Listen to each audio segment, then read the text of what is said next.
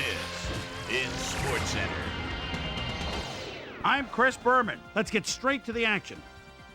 In our first, Chargers edged their way to a narrow 3-point win. In a long-standing AFC rivalry, we had the Steelers pick up win number 2. Todd Peterson played well despite the loss and showed us why he's ranked up at the top of the league. Tom Brady airmailed 350-plus yards and helped his Patriots beat the Bills. In the land of the crab cakes, Baltimore, we had the Ravens get sent away with a 7-point loss. Down in Tampa, we had the Buccaneers get barreled over by 31. Colts, Jaguars.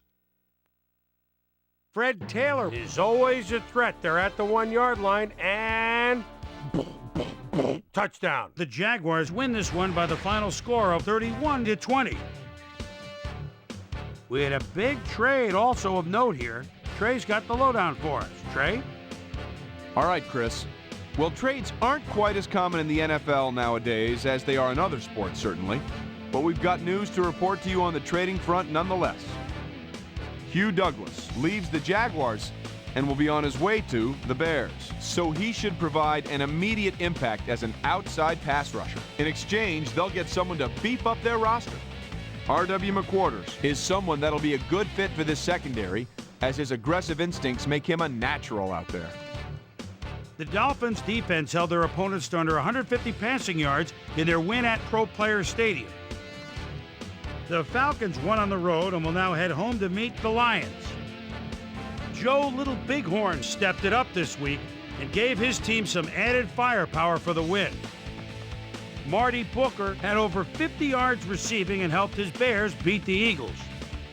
Giants, Packers.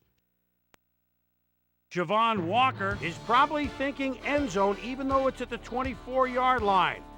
They need just a little bit for the first down. There he goes down the sideline. One-handed grab for 6.